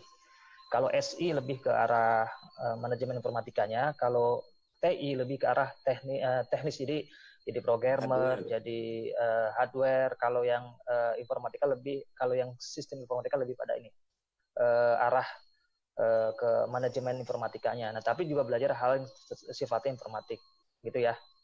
Nah, untuk 30% nanti Mas Revi tinggal SMS ke nomor yang tadi, kan sudah ada caranya tuh ya. Mau ikut yang itu gitu kan. Nanti tercatat sama Pak Saiful. Gitu Mas Dwi. Oke, baik Ya, ya. terima kasih. Baik, alhamdulillah. Oke. Silakan untuk yang lain yang mau bertanya. Jangan lupa kita harus semangat ya, semangat. Kita mau maju, ya. Kita mau maju harus semangat. Bismillah. Bagaimana kemudian kita dalam melafazkan basmalah itu tidak hanya di mulut saja. Basmalahnya itu kita ucapkan dari ujung rambut sampai ujung kaki. Jadi semuanya itu atas nama Allah semua yang Maha Pengasih lagi Maha Penyayang. Mudah-mudahan kalian pada Mas Dwi, ini ada juga yang tanya via ini nih, via chat. Via chat, ha? Silakan yang dari chat saya coba lihat. Kalau harus saya yang melihat sih. Oke, silakan untuk mau nanya mungkin sama ke Pak Hari kali ini. Mau bertanya, basis saya kan di bidang IT, mau tanya usaha apa yang cocok untuk IT? Ya, Pak Hari, silakan Pak Hari. Kalau usaha bidang IT itu ada banyak sekali sih, ada banyak. Jadi kembali ke sebaiknya sih diarahkan dengan kita punya hobi apa nih? Itu bisa dari hobi ya. Karena kalau udah IT itu apapun bisa dibuat dengan izin Allah, itu bisa dibuat apapun bisa dibuat. Nah, itu hobi. Yang kedua, lihat lingkungan sekitar aja. Di sekitar kita ini kira-kira apa nih yang belum ada dan bisa kita tingkatkan atau kita kembangkan. Jadi kembali ke diri sendiri nih. Karena kalau bicara IT terlalu luas. Hampir unlimited nih usahanya. Apapun bisa kok. Ya. Hobinya aja apa nih hobinya nih? Ya. Ini ada lagi nih pertanyaan buat Mas Jody sama Pak Hari. Usaha Ustadz Yusuf selalu ada kaitannya dengan sedekah. Bagaimanakah Vetren dan warung menjalankannya? Nah, sebelum Pak Hari sama Mas Jody jawab, saya alhamdulillah beberapa bulan yang lalu baru selesai S2. Saya bareng istri S2. Nah, yang lulus itu saya lulus tesis saya itu karena Mas Jody. Kenapa? Karena saya menulis tesis tentang napak tilas rumah tafis. Jadi rumah tafis itu kan sekarang jumlahnya itu kan sudah ribuan. Jadi sudah menjadi sebuah gerakan yang masif yang orang bisa berdiri tanpa harus ngasih tahu sama kita. Jadi berdiri juga. Kadang-kadang saya sama teman-teman, misalnya sama kayak Yusuf sama teman-teman datang ke daerah pedalaman ada rumah tafis. Terus kita datang ke negara lain ada rumah tafis. Nah sebenarnya rumah tafis itu dari mana sih? Nah itu saya bikin tuh. Jadi saya bikin literatur sejarahnya sampai tahap-tahapan. Nah saya kepikiran, Mas Jody juga mungkin nggak tahu pada saat itu kita hadir tuh. Saya, Ustaz Jamil, Ustaz Sani hadir di acara pembukaan. Nah waktu itu kita baru pulang dari Bali tuh. Nah ternyata orang yang menginspirasi Indonesia untuk bikin rumah tafis ya Mas Jody. Jadi saya literatur, saya cek tuh Mas Jody, saya cek berita-berita di searching di Google tuh ini sampai ketemu ya ternyata secara literatur sejarah rumah tafis yang pertama kali berdiri di Yogyakarta yaitu rumah tafis Mas Jody. Tadi di awal Mas Jody ceritakan saya tuh sempat keluar dari warung steak karena pengen ngurusin rumah tafis, sekarang udah jadi pesantren itu banyak juga. Tapi sebenarnya inspirasi dari Mas Jody itu sekarang semua rumah tafis di Indonesia itu udah jadi amal solehnya Mas Jody. Ini rumah tafis itu Mas Jody. Nah, silakan Mas Jody sama mungkin Mas Jody dulu ya untuk jawab bagaimanakah Vetren dan warung menjalankan konsepnya Ustadz Yusuf tentang sedekah. Silakan Mas Jody. Ya, Mas Jody, silakan.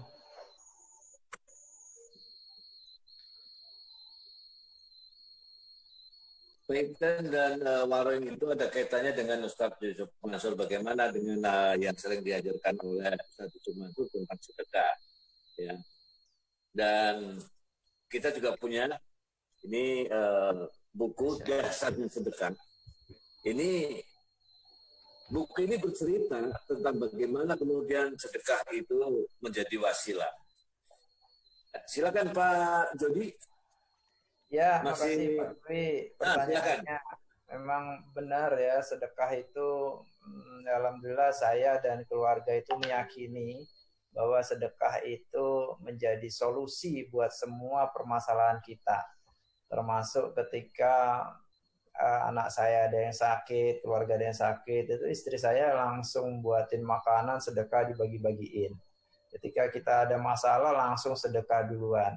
Termasuk ketika ada pandemi corona seperti ini, di saat sebenarnya omset kita ini menurun ya, omsetnya Warung Stick and Shake ini menurun ya, bukan cuma Warung Stick and Shake ya. Saya pikir semua usahanya teman-teman itu pasti menurun, banyak yang menurun. Warung Stick and Shake saat ini udah menurun sampai berapa ya? Dulu awal-awal mungkin 50%, sekarang udah menurun lagi, awal Ramadan ini mungkin bisa sampai 80% menurunnya. Tapi ya tetap menurut saya solusinya kita harus sedekah, nggak ada yang lain. Karena itu kemarin 27 April Hari Sedekah Nasional, kita sedekahin tuh semuanya. Saya ajak teman-teman pengusaha buat sedekah. Ayo kita bareng-bareng semuanya sedekah.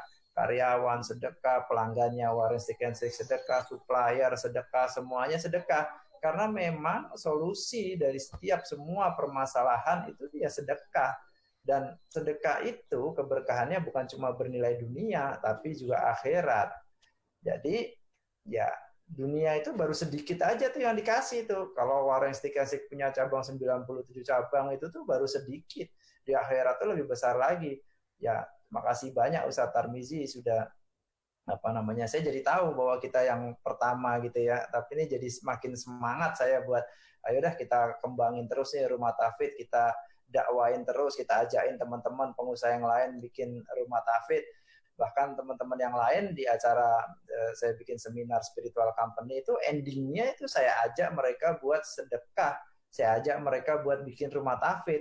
Karena di acara spiritual company itu memang saya berbayar dan bayarnya lumayan mahal, makanya yang pada ikut biasanya pengusaha-pengusaha itu. Nah, pengusaha-pengusaha kayak diantaranya ownernya Abnormal juga bikin juga itu. Bikin juga kerjasama, bikin juga rumah tafid gitu loh. Kan banyak teman-teman yang nggak tahu nih, sebenarnya pengusaha tuh pada sedekah apa enggak sih, sedekahnya seberapa. Ya saya tahu sendiri, ownernya Abnormal itu juga sedekah juga gitu loh. Dan yang lainnya, cabangnya berapa coba? Banyak gitu loh. Yang kita tahu kan ya cuma Bill Gates sama Warren Buffett aja sedekahnya pada gede-gede. Tapi yang lainnya pengusaha Indonesia sedekahnya gila-gila. Mas Mono misalnya itu punya maklar sedekah, Sabtu Ari, semuanya gerakannya semua sedekah.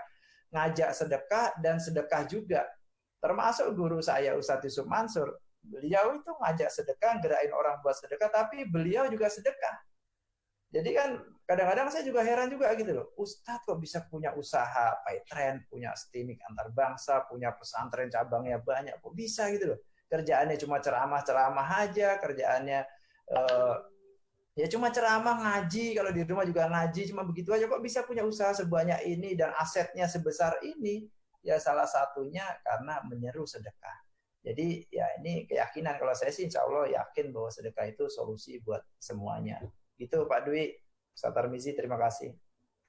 Ya, alhamdulillah.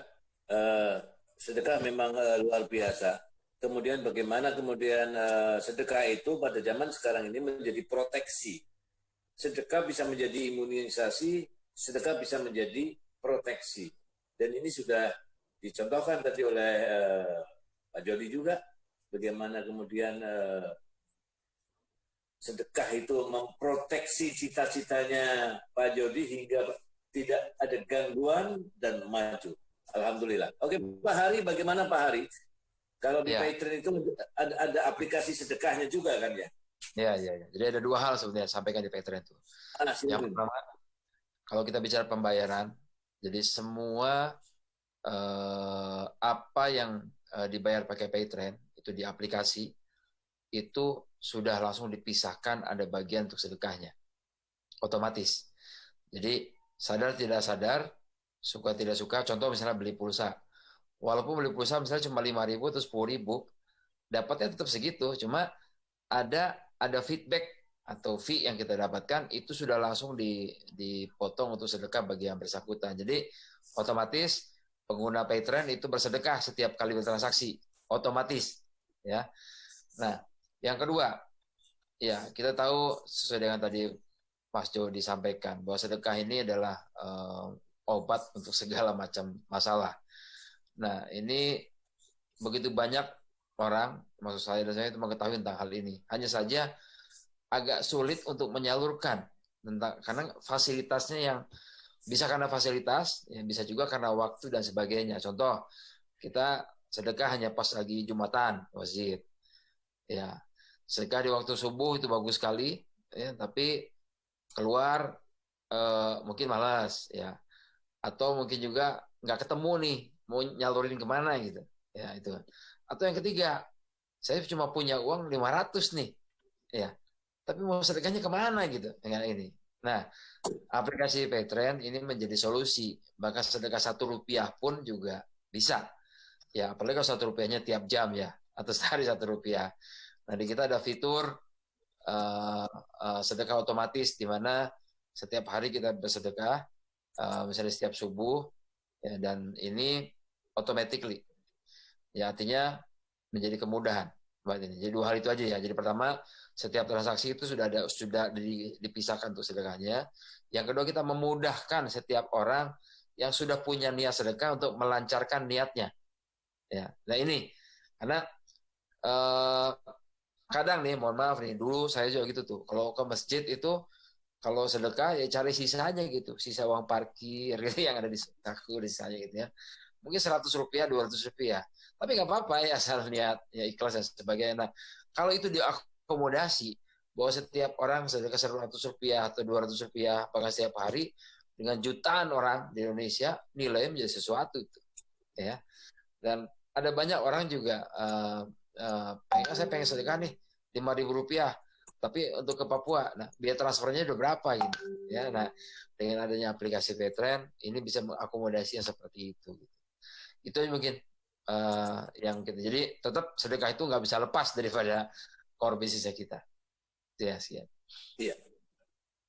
Baik, artinya Warren Stick dan PayTrend itu tetap saja menjaga bagaimana kemudian mengajarkan sedekah dan juga bersedekah, karena memang kita sebenarnya sebagai penyeru, tapi kita juga sebagai seseorang yang melakukan sedekah itu. Baik, kalian kalau mau bertanya silahkan ya. Kita masih nunggu pertanyaan-pertanyaan dari kalian, dan jangan lupa masih ada di via chat ada nih Mas. Ya. Di via chat buat Mas Jody ada. Apa kunci dari Fadlur Rahman? Apa kunci utama kesuksesan hingga warung berkembang seperti sekarang? Ini teman-teman kalau yang bertanya via voice silakan juga, nanti tinggal kan ada tanda emoji tuh kayak tadi Pak Rafi Karisma bisa langsung ngasih tanda. Ini dari Fadlur Rahman, silakan Mas Jody, kunci kesuksesannya warung wang stick. Ya, makasih Fatur Rahman. Kunci suksesnya warung stick banyak ya kalau dijelasin satu-satu apa ya. Diantaranya alhamdulillah saya tuh sama istri, karena memang kan saya bangun warung stick and stick itu berdua sama istri ya. Saya selalu bersyukur. Jadi berapapun yang kita dapetin di awal-awal, teman-teman ketika mulai bangun usaha itu pasti berat tuh. Apalagi belum punya brand, itu pasti berat. Termasuk juga warung stick and stick di awal-awal dulu omsetnya itu ya, kalau teman-teman ngikutin IG saya itu saya pernah ngupload omset di awal-awal IG dulu, itu omset selama berapa bulan ya saya pernah upload, itu omsetnya 20.000, 10.000, bahkan pernah saya coret, itu memang nggak dapat uang omset sama sekali gitu loh. Jadi emang berat di awal-awal kita bangun brand, tapi seberat apapun itu ya alhamdulillah saya sama istri saya itu selalu bersyukur, nggak pernah ngeluh, nggak pernah merasa kurang segala macam, ya alhamdulillah masih dapat omset gitu loh. Termasuk juga saat seperti ini ketika kita ada pandemi seperti ini, dapatnya segini, alhamdulillah saya syukuri gitu loh. Dan saya ingatin juga buat teman-teman ketika kan saya bilang ke teman-teman ini nggak bisa semuanya dapat 100% karena memang omset kita menurun. Saya minta pengertiannya teman-teman semua. Saya cuma bilang ke teman-teman gini, banyak loh di luar sana orang itu yang nggak kerja, nggak ada kerjaan, tapi teman-teman masih dapat kerjaan walaupun gajinya mungkin nggak full 100%, tapi syukuri gitu loh. Karena saya ingat ketika di awal saya membangun warung Steak and Shake dulu, benar-benar sepi, kita udah masak banyak, sausnya masak banyak, dagingnya beli banyak, ternyata hujan deras. Padahal pelanggan kita kan mahasiswa nih Pak Dwi, mahasiswa kalau datang ke warung Steak and Shake naik motor. Kalau hujan kebayang udah nggak ada yang datang. Akhirnya gimana? Dagingnya itu ya mau dimasukin freezer nggak punya freezer. Sausnya gimana? Saus sudah bikin satu panci, mau dimasukin ke kulkas nggak cukup. Akhirnya ya gimana gitu loh, berat gitu loh perasaan. Tapi ya alhamdulillah, saya sama istri saya alhamdulillah tetap bersyukur. Kunci pertama sukses itu selalu bersyukur. Yang kedua, selalu berprasangka baik.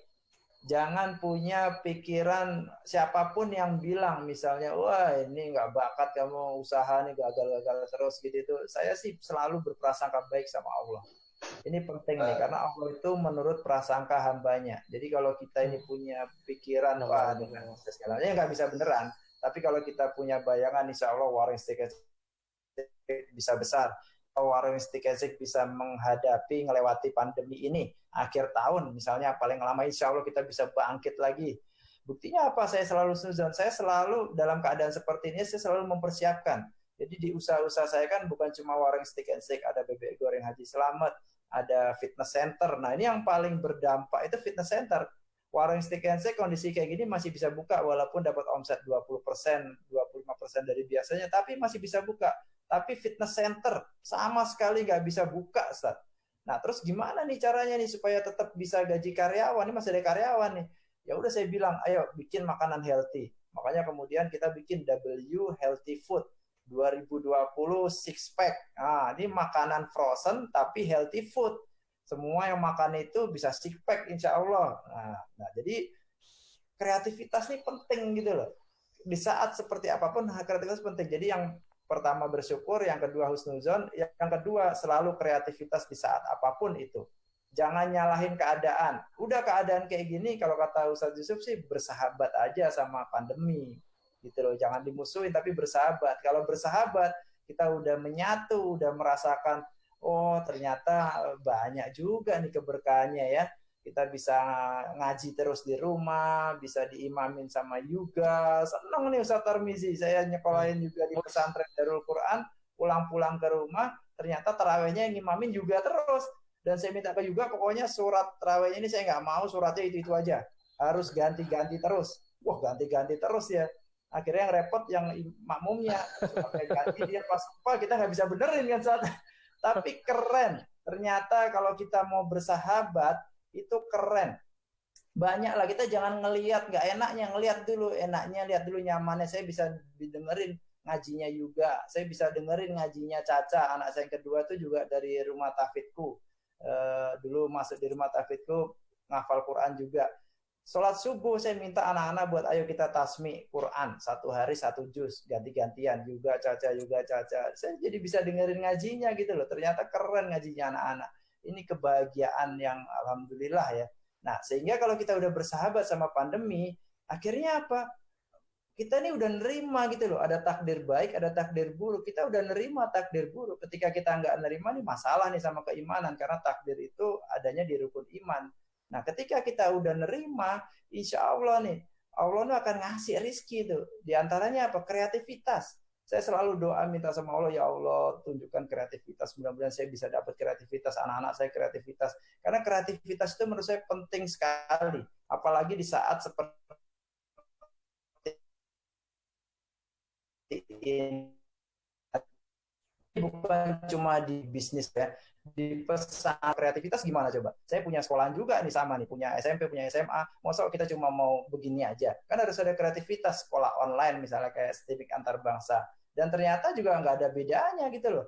Anak-anak saya juga sekolahnya sekarang online, nggak ada bedanya. Kayak ngajar gini, saya malah lebih seneng ngajarnya bisa pakai kaos begini kan. Nah, nggak usah pakai baju gimana-gimana, pakai celana pendek juga ada yang tahu nih kan. Ternyata keren gitu loh. Saya tadi mulai jam 10, jam 9 saya masih meeting tuh. Masih meeting sama teman-teman di kantor, teman-teman marketing. Kemudian masih bikin video buat manajer regional.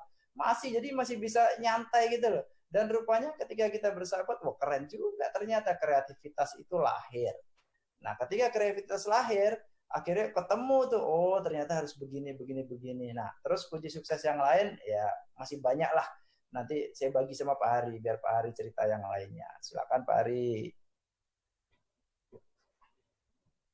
Baik, terima kasih. Yang harus digarisbawahi oleh kalian kawan-kawan yang mau terjun di entrepreneur adalah seperti yang tadi disampaikan oleh Pak Jody, bagaimana dalam situasi apapun kita tetap bersyukur ya. Kemudian kita juga harus berprasangka baik. Godaan setan itu adalah ketika kita melakukan satu usaha, setan akan kemudian menggagalkan, mengusik-musik pikiran kita, gagal, cuma jangan diterusin. Nah, hal-hal yang seperti itu dengan berbagai bentuknya. Dan yang ketiga yang disampaikan Pak Jody adalah kreatif. Ya, think kreatif, do kreatif, insya Allah akan maju. Baik, ada pertanyaan lain sebelum kita berlanjut untuk ke doa penutup bersama Ustadz Muhammad Bisri. Ada pertanyaan lain? Silakan yang di chat. Di YouTube ada tuh Mas Dwi. Gimana konsep sistem? Baik, gimana konsep sistem? Pertanyaannya udah di ini. Dari teman-teman Steamik ada tuh. Ada pertanyaan dari YouTube. Gimana konsep sistem membuka cabang usaha warung steak nih kayaknya? Ada yang nanya mau buka cabang, Mas Dedi. Membuka cabang usaha. Ini dari Liali. Pak Jody, ada yang bertanya bagaimana kemudian konsep sistem dalam membuka cabang usaha. Konsep dalam membuka cabang. Ya. Tadi saya udah cerita di awal tadi. Saya konsep buka cabangnya, cabang kedua sampai cabang ketujuh itu kemitraan. Jadi bukan franchise tapi kemitraan. Bedanya apa? Kalau kemitraan itu orang titip modal ke saya, kemudian saya yang jalanin, jadi pasif gitu loh. Jadi nggak ikut di operasional. Mereka cuma investor pasif. Kalau kemitraan seperti itu. Jadi kalau untung ya dibagi untung, kalau rugi ya rugi, ikut menanggung rugi. Jadi kira-kira begitu. Kalau di Islam itu kerjasama itu yang pertama itu win-win solution. Jadi kita ngomong dulu, ketika setuju, sama-sama setuju, ya udah. Yang kedua dicatat. Jadi simple sebenarnya, cuma win-win solution dan dicatat. Kalau udah dicatat, jadi kalau rugi sama-sama menanggung rugi, kalau untung ya sama-sama untung. Ya cuma itu aja. Jadi sesimpel itu sebenarnya kemitraan itu di Islam. Nah, orang Stick kenapa pilih kemitraan? Karena kalau franchise itu ketika kita lepas ke franchisee itu tuh banyak masalah tuh. Banyak masalahnya gini, ketika dia nggak ada fokusnya di mengelola restoran, nggak pernah pengalamannya mengelola restoran, itu akan jadi masalah. Karena dulu orang tua saya juga ada yang bisnis kuliner juga dan di franchise juga, dan akhirnya timbul masalah gitu loh. Nah, kalau saya perhatiin sih banyak franchise di Indonesia ini yang sebagian besar itu belum siap di franchise-in gitu loh. Karena itu teman-teman kalau mau ngambil jalur franchise ya harus benar-benar hati-hati. Karena ada dalam tanda kutip ya, yang dia memang bisnisnya itu bisnis franchise. Usaha baru mulai, sebulan, 2 bulan, buka cabang 2 gitu langsung di franchise-in. Jadi ngambil uang di awal aja tapi tanpa mikirin ke belakangnya. Tapi ini nggak semua ya, cuma banyak usaha yang seperti itu. Nah, kalau Wareng Stick kenapa pilih kemitraan? Ya memang menurut saya mendingan saya aja yang ngelola. Jadi dulu di awal-awal, dan kemitraan ini cuma kita sampai cabang ke-7 aja, kemudian kita stop cabang ke-8 sampai sekarang saya modal sendiri, karena tetap aja ada plus minusnya antara kemitraan dan modal sendiri. Ke-8 kenapa saya buka sendiri? Ya karena memang saya udah punya modal sendiri, dan alhamdulillahnya sampai sekarang ini kemitraan itu masih dapat keuntungan. Kalau memang untung ya saya bagi untung. Kalau kondisinya seperti ini, lagi pandemi menurun semua, ya mereka nggak menerima hasil. Dan kalau memang harus rugi, ya mereka juga harus bayar juga kerugiannya gitu loh. Jadi saya pilih kemitraan. Jadi malah sekarang kayak di Bebek Goreng Haji Slamet, saya itu ngambil kemitraannya dari Pak Slamet Kartosuro. Saya buka di Jogja, saya buka di Lampung, di Jakarta, di Malang, itu punya saya. Saya ngambil kemitraan kerjasama dengan Pak Slamet. Jadi teman-teman yang mau belajar bisnis, kalau mau lebih gampang, lebih instan, ya ngambil kemitraan. Dan teman-teman lihat sendiri nih, caranya teman-teman semua, apa nih kira-kira nih yang bisa, oh ini bakso ini bagus sih kalau dimitrain. Atau misalnya apa yang lagi ngetop nih. Nah ini teman-teman lah yang lebih tahu. Karena usaha itu kan soal gimana di sekitar kita nih bisa menghasilkan. Nah, soal itu aja. Jadi teman-teman, saya yakin pasti teman-teman tahu nih, oh ini laku nih, oh ini laku nih. Tapi karena teman-teman nggak action, akhirnya orang lain yang buka duluan. Iya. Itu Pak Dwi. Baik, terima kasih. Mas Doi, sebelum tertutup ya, terakhir dari saya.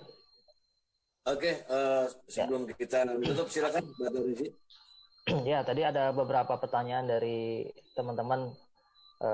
Kalau mau mulai usaha, mentornya gimana? Terus apa tadi juga saya ada ini gimana gitu. Jadi alhamdulillah Stimik HB Darul Quran itu sudah secara emang kita keluarga besar udah kerjasama dengan Petren dan juga warung Warawang Steak.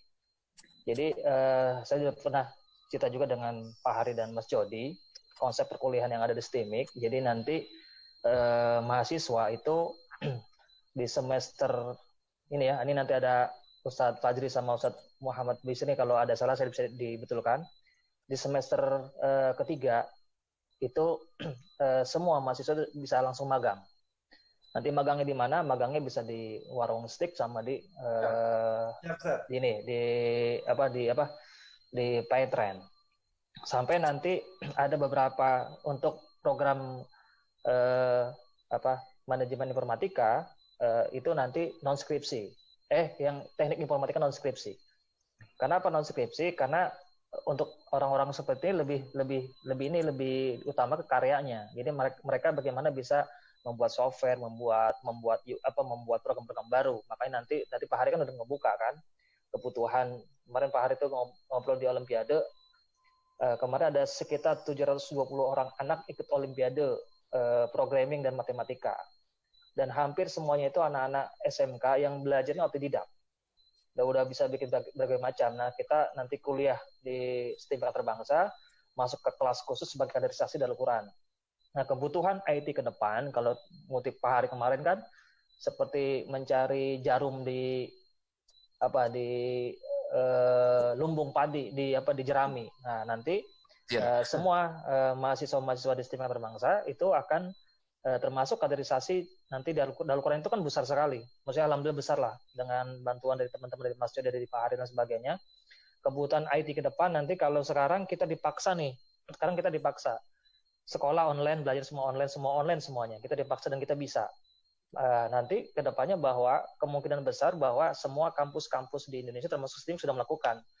Sebenarnya kita sudah punya ini, Mas Jody sama Pak Hari sudah punya program kuliah sendiri. Sudah ada, cuma masih secara server masih belum siap. Sebenarnya udah bisa. Tapi kuliah-kuliah kita itu sudah pakai server sendiri. Jadi udah pakai sistem, nggak pakai Zoom, tidak pakai yang lain, tapi udah pakai kuliah sendiri. Udah pakai ini sendiri. Udah selesai semua. Nah, nanti siapa yang akan mengembangkan secara keseluruhan? Ya nanti kita akan membuat satu tempatnya antar bangsa itu Darul Quran itu menjadi salah satu sentral bagaimana mahasiswa-mahasiswa yang secara nanti bisa belajar Quran, bisa hafiz itu bisa termasuk mengelola perkembangan IT-nya Darul Quran dan secara keseluruhan gitu. Makasih ya. Makasih begitu Mas Bi. Baik, terima kasih Ustaz Tarmizi. Selesai sudah kita untuk melengkapi kepercayaan. Mungkin Pak Hari mau ada terakhir kali ini. Pak Hari ada pesan terakhir Pak Hari di acara ini? Apa mau nyambung nanti bikin seri kedua? Udah komplit. Udah bagus kok. Ada lagi. Oke. Siap. Nanti Pak Hari sama Pak Jody barangkali nanti akan memberikan kuliah khusus ya, kuliah online. Jadi Jakarta, ada online, ada Bandung dan Yogyakarta. Keren itu nanti ya. Baik, selanjutnya kita akan sama-sama berdoa memohon keridhaan dari Allah. Semoga Allah berikan keberkahan hingga apa yang kita cita-citakan, Allah memberikan kemudahan. Kepada Ustaz Bisri kami persilakan untuk memimpin doa pada kesempatan sekarang ini. Silakan Ustaz Bisri. Baik. Assalamualaikum warahmatullahi wabarakatuh. Kita langsung berdoa saja. Bismillahirrahmanirrahim. Alhamdulillahi rabbil alamin. Hamdan syakirin, hamdan na'imin, hamdan yuafi ni'amahu wa yukafi mazidah. Ya Rabbana lakal hamdu kama yanbaghi li jalalikal karimi wa azimi sultanik. Allahumma salli wa sallim wa barik ala sayyidina Muhammad wa ala ali sayyidina Muhammad. Allahumma ighfir lana dhunubana waghfir dhunuba abaina waghfir dhunuba ummahatina waghfir dhunuba masyayikhina waghfir dhunuba man lahu haqqun alaina waghfir dhunuba jami'i ikhwanina minal muslimina wal muslimat wal mu'minina wal mu'minat al ahya'i minhum wal amwat. Allahumma taqabbal minna salatana wa siyamana wa qiyamana wa takhushu'ana wa ta'abudana wa tamim taqsiruna ya Allah ya rabbal alamin. Allahumma barik lana fi hayatina wa barik lana inda mamatina wa barik lana ba'da mautina wa barik lana fi a'malina wa barik lana fi mihnatina wa barik lana fi ma'hadina wa barik lana fi ma'malina wa barik lana fi kulli syai'in a'taitana ya rabbal alamin. Rabbana 'alaika tawakkalna wa ilaika anabna wa ilaikal masir. Rabbana atina fid dunya hasanah wa fil akhirati hasanah wa qina 'adzaban nar. Wa sallallahu ala sayyidina Muhammad wa ala alihi walhamdulillahi rabbil alamin. Al-Fatihah.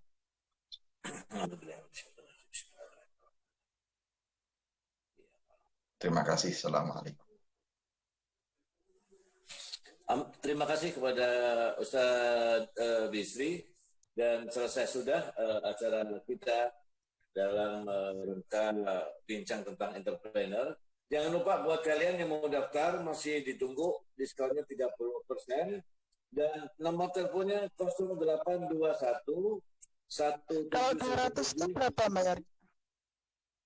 0821 1717 1441 ya. Oke. Selanjutnya ini kita tutup, dan mungkin ada yang mau tanya tentang SMIC bisa langsung dilanjutkan, tapi acara kita tutup dulu dengan doa kafaratul majlis. Subhanallah bihamdika. Subhanallah bihamdika, asyhadu an la ilaha illa anta astaghfiruka. Anta astagfirullah.